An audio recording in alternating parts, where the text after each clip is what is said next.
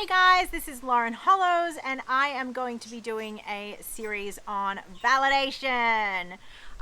So look, the reason why I'm doing the series on validation is just because it's something that I've been doing more and more with RTOs recently.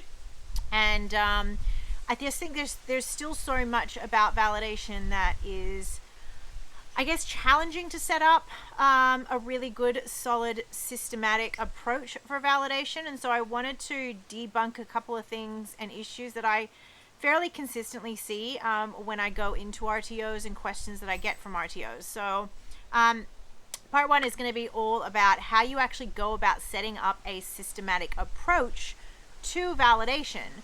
And particularly using the Asqua Calculator, which is a tool that is available on the Asqua website, but a lot of people get a little bit concerned when they start to use it.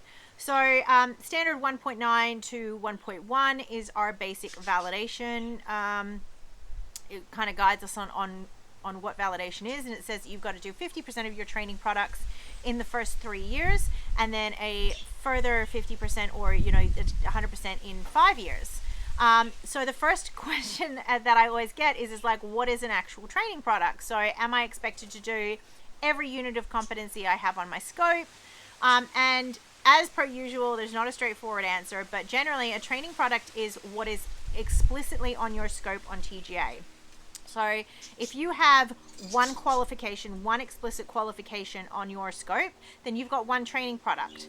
And then you'll have to decide what's a sufficient, percentage of that training product that you deliver.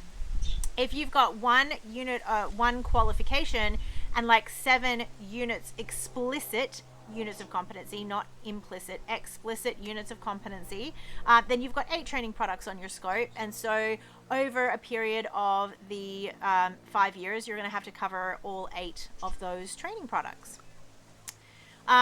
So now that you know what a training product is, you know what needs to then be in your thing, then you need to start deciding for qualifications and skill sets, what is a sufficient number of units to cover within that particular qualification. So I generally go with about 25% is what I like to look at.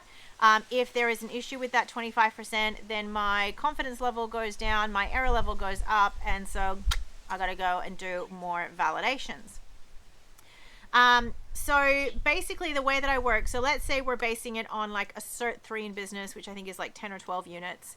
Then we're going to choose 2 or 3 units. And the way that I go about doing that is I pull a report from my student management system with the units that have been deemed competent with an activity end date, okay, of the last anywhere between 6 to 12 months, depending on the size of my RTO.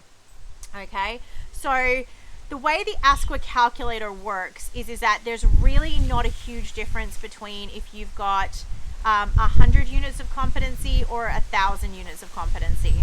So I think when you keep the error and the confidence level at 100 units of competency with Asqua, you come up with about 30 units. When you increase that to 1,000, it only goes to like 43 or something along those lines. So it's not a huge difference. The question is whether or not you're going to calculate it on a training product level or whether or not you're going to calculate it on a unit of competency level. So generally, let's say I'm going with a qualification, I'm picking the top 3 units that are delivered in my qualification. So let's say, I'm going, let's say I'm going with BSB WHS 201, BSB, 301, INS 301, WRT 411. So I've put those 3 units in as my parameters, and I want the activity end date for anything that has an outcome of competent. And keep in mind that depending on your state funding models, you might have multiple outcomes for competent. So you might be reporting 20s and you might be reporting other codes for different state funding models. But I put in all of my competent codes. I include my competent and I include my RPL granted. And I want to look at everything with an activity end date of the last 6 or 12 months. So with an activity end date after whatever date. That's going to bring up all of the students within that cohort. I am going to include in that report parameter the teacher the trainer who did that unit, because that should be getting recorded in your student management system. I'm going to filter it, and then I'm also going to filter it by the end date. And so what I would do is let's say under the Asqua Calculator, for that particular training product, I needed to do 40 assessments. I would pick 40 assessments, and so I've got 3 units. So I'm going to do about 12 units, 12 completed assessments for each unit of competency. That's going to get me to, like, you know, around about that mark. So I've got maybe 3 trainers that operate, and so I'm going to pick 4 assessments per trainer. Okay, so that's kind of generally how I would like to work it. And when I pick the 3 students per trainer, I'm going to make sure that I am picking 3 students that studied in the same class. Okay, if I didn't get sorry, I have my little bunny. So if I didn't get 3 students from the same class, so let's say as an example, I only do workplace training delivery, then what I'm going to be doing is I will be picking from the same client. So, you know, if they've all studied with the same organization, ideally in the same location. Okay. So, and with a completion date of very, very similar periods. So ideally I'm taking it from the same class. But if you're doing all work-based training, pick it from the same organization and in the same building or work site, and completing around about the same period of time. Okay. What I'm then going to look at is when I start my assessment process, I am going to be looking across that whole cohort, and I'm going to be validating that set of 3 units at the same time. Okay. I'm not going to sit and I'm not just going to do unit by unit by unit by unit.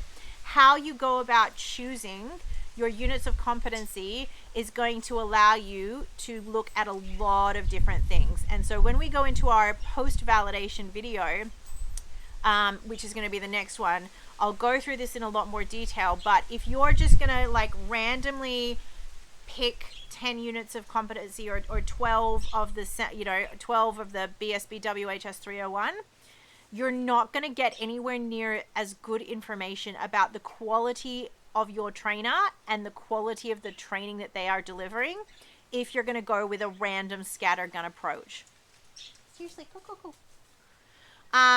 So you need to try and make sure that you are batching students as much as possible, because it's just going to give you a lot more detailed information. Now, if you have a trainer that you have serious concerns about, like as in, you know, admin are constantly complaining that the paperwork's not coming back right, they're constantly giving you pushback and things like that, they're going to be one of the trainers that you're going to like definitely pick in your first round of assessments. But doing assessments one by one as a standalone process, not going to be anywhere near as useful as if you are doing batching those assessments from the same group. So when I'm structuring my schedule, I generally will kind of just go, okay, so we're going to target this unit of competency, we're going to target these 2 trainers, and then I'm going to ask my admin to go and I'm going to be like, right, pick 2 groups that have completed in the last 3 months and pull students from those groups, and I want 3 students from each group that completed together. The quality of information that you're going to get in relationship to your validation, I guarantee is going to be a million times better than if your system is, you know, just pick 10 units at random, whoever trained them, give them to another trainer and let them sit there by themselves and tick and flick it. You're just going to miss so much more than if you are having a much more structured approach. If you want to find out why that is, if you're not 100% sure, watch my next video, and we will go all into how post-validation, this is my word, everyone's got a different one, how post-validation works. I hope you found this helpful, and I look forward to seeing you in the next video. Thanks, guys. Bye.